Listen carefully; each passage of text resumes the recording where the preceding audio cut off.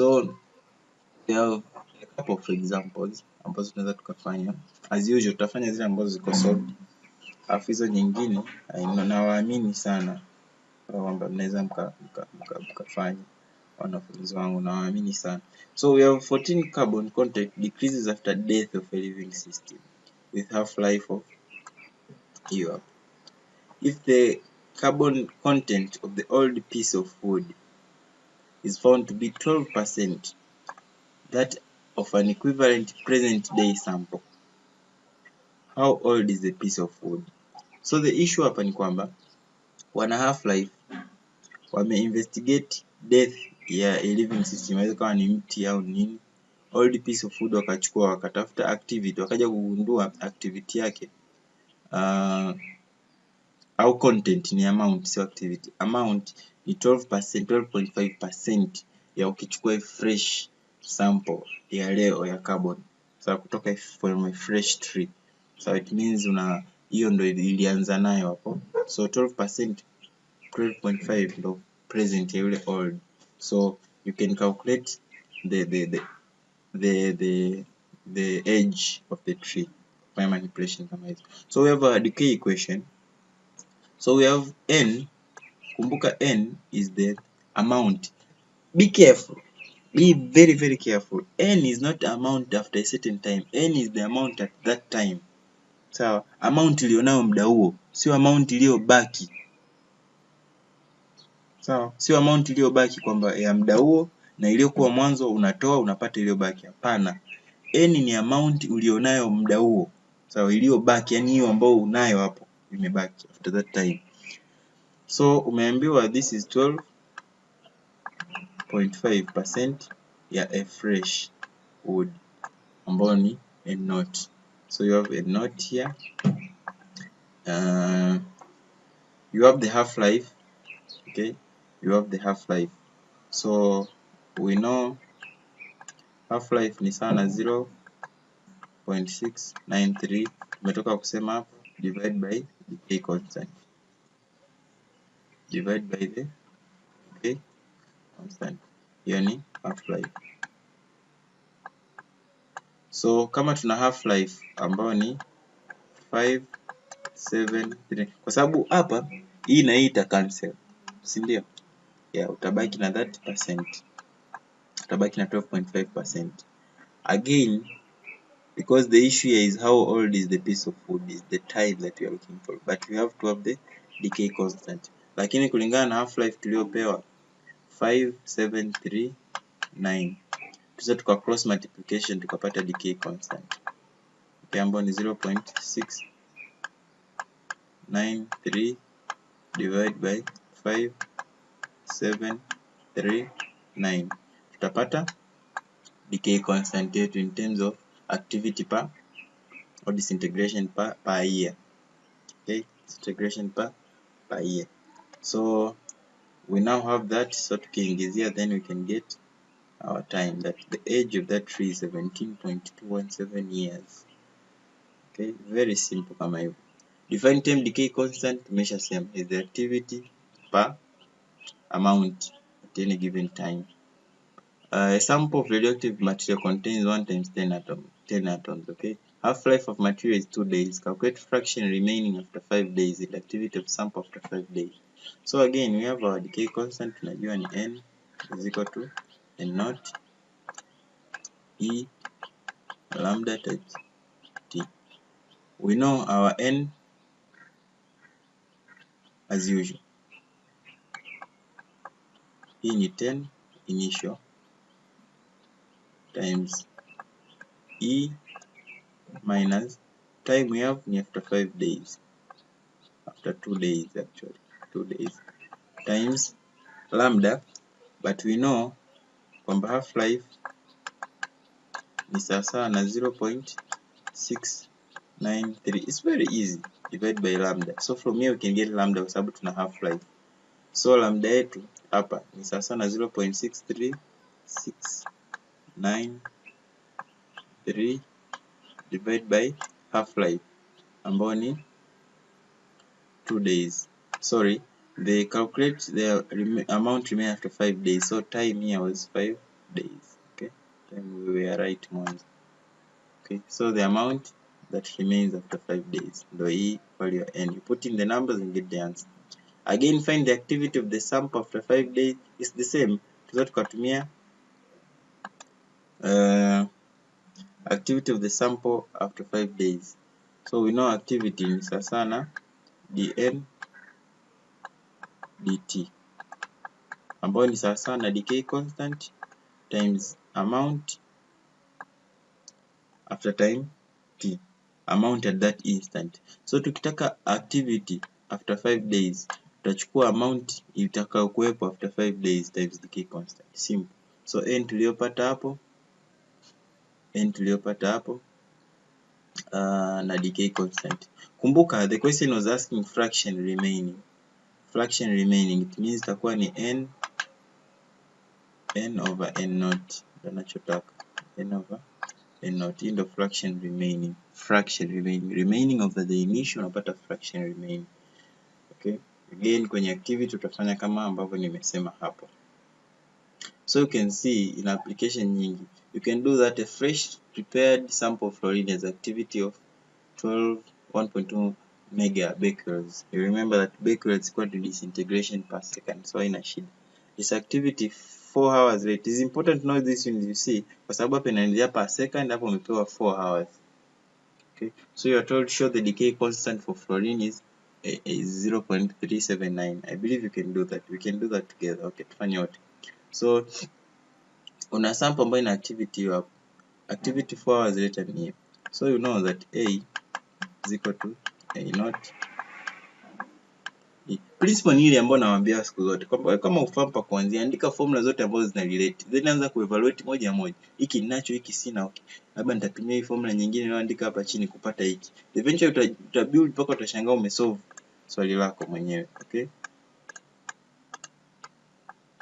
so ukiandika hivyo unaangalia okay, fresh maana yake ni I not hii nayo 4 hours later imebaki hapa, ninayo hapa. Okay, time ni 4 hours, lakini nita convert kwenye seconds kwa sababu becquerels ni disintegration per second, then eventually nitapata constant yangu ambayo itakuwa ni in second. Anyway, unaweza ukaiacha in hours sababu haina effect, seconds zitajicancel kwenye activity. So hata ukiacha in hours kwamba units zako zitabaki in hours. So check if you can arrive to that answer. Half life, we know half life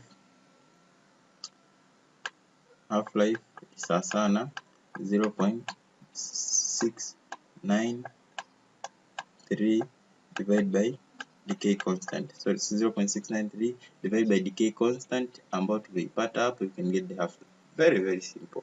So here we have energy of beta particle in the decay. Okay, you can leave this question kwa part C sija include hapa, so we cannot do this. So fanya mifano mingine, muda wa maswali mchanganyiko. Sasa we have that, nimejirudia binding energy per nucleon. You can do najibu hilo hapo, you can practice for yourself.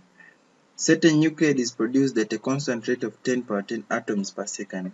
Has half-life of 2 days. What the number of atoms at equilibrium? Okay, we know that activity or rate is equal to the decay constant times number of atoms present at that instant. Law ya tano ya radioactive decay. So we know that to find the number of atoms present, sasa na rate divide decay constant. But decay constant, if you remember, ni sasa na 0.693 divided by half-life. If you remember formula half-life. So half-life ni 2 days. You can convert it into second because the rate is in per second. So you can convert that time kwamba hii ni 2 days times 24 hours times 3600 seconds. Then convert that into seconds. So you can get the decay constant in terms of seconds. So you can put the rate huko juu na huko chini, mfanye hivyo, get number of atoms hiyo hapo. So what is the activity in Curies at equilibrium for nuclide in problem 3? Okay, as long as you have the activity which is 10 power 10 atoms per second, you remember how we converted kwamba 1 becquerel ambao ni atoms per second au disintegration per second ni sawa na the units that we had here, ni sawa na 3.7 times 10 power 10 becquerels. Okay. Actually, this was 1 curie. 3.7 times 10 power 10 becquerels. So the becquerels that we had ambao ni 10 power 10 tuna convert into curies. So tunachukua 10 power 10 kwa sababu na cross multiplication, this time this divide by that. So divide by 3.7 times 10 power 10 tunapata ni 0.27027 kama alivyopata hapo. So this is what he was doing hapo.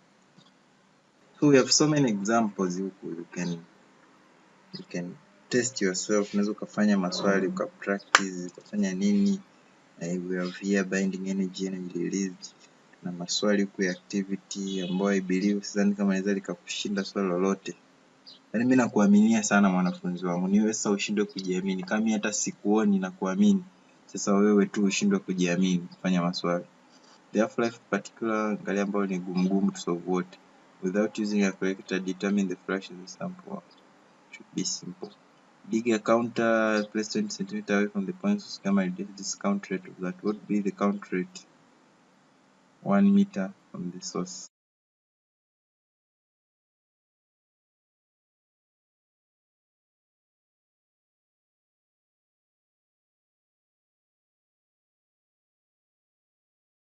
A half-life 20 seconds in initial velocity of waste activity.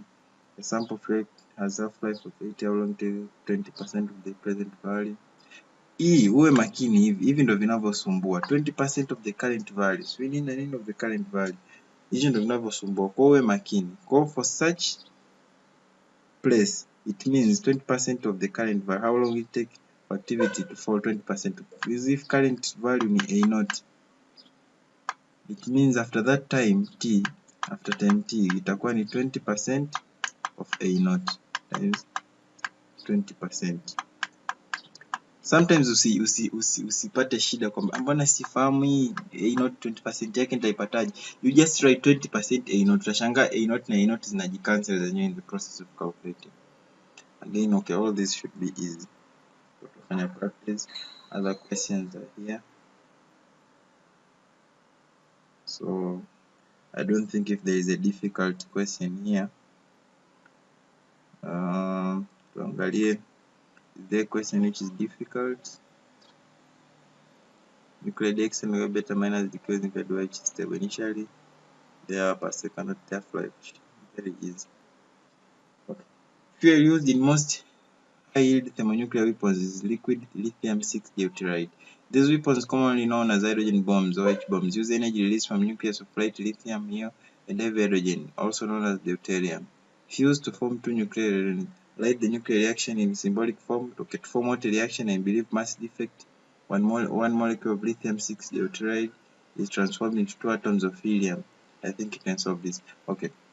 Use the energy released when a nucleus of light lithium 6.3. Hapa ameandika 6.3 ni makosa ya uandishi.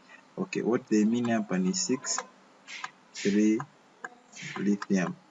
Okay, of atomic mass unit and heavy hydrogen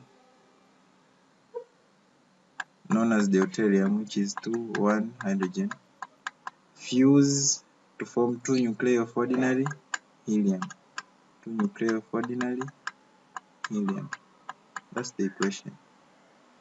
Kiangazi mebalance 6 plus 2 ni 8. 2 times 4 ni 8. 3, 1, 4.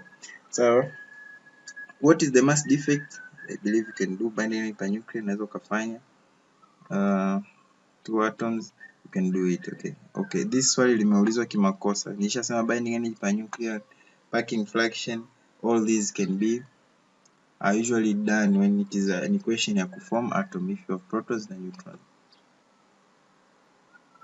Before we go to safety precautions, there is something I want to highlight here. Average half-life. Sometimes they ask calculate the average half-life. Okay, you can see here na highlight hapa ili uone.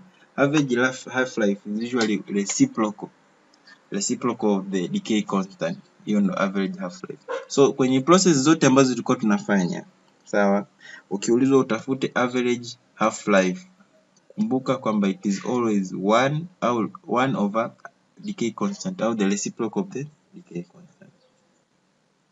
So wanaulizaga sana kwenye mitihani, wanakwambia safety precautions. I believe by now you can mention many precautions kutokana na concept ambayo tumesema lead gamma zinaweza kuzuiwa kwa lead, so na vitu vingi sana. So anyway, always hold with forceps, not with naked hands, kwa sababu unaposhika radioactive material baadaye ukaja kuila, it will take activity, radioactivity itakuwa ina take place ndani, na mpaka half life yake most of this ni very high, so we live with it for a very long time, itakuwa ina emit radiation, ina cause cancer or whatever. So never hold with naked hands, use a forceps. Again, to avoid swallowing minute trace, no eating or drinking or smoking when radioactive material are in use. Never know, inaweza ikaruka inhale au kufanya nini. Wash your hands thoroughly well after exposure to any radioactive material. Again, to avoid to kula. Any cuts should be covered before using radioactive material, otherwise zikiingia kwenye pale zitaingia kwenye blood, zitadisseminate kwenye body. Arrange the source in such a way radiation window points away from your body. So unaidirect dirishani, so sehemu ambayo radiation zinatakiwa kutokea, usizipoint towards wewe. Always keep radioactive sources in lead boxes when not in use. You know lead is very protective, so kwa kutumia lead you can minimize up to gamma radiation, which is the most lethal, sawa, ni the most dangerous, so you can do that. So our target is nectar. What do we do with this? What you're supposed to do from now, sawa, ni kwenda kupitia maswali kwenye vitabu. Tumefanya maswali mengi na kuhakikishia hamna swali lolote la atomic physics itakalotoka nje ya hizi sehemu ambazo tumefanya. I assure you, ukiona swali lolote limetoka nje ya hivi ambavyo nimekufundisha, nje ya hivi ambavyo nimekuonyesha, I say nitafute nikupe hela.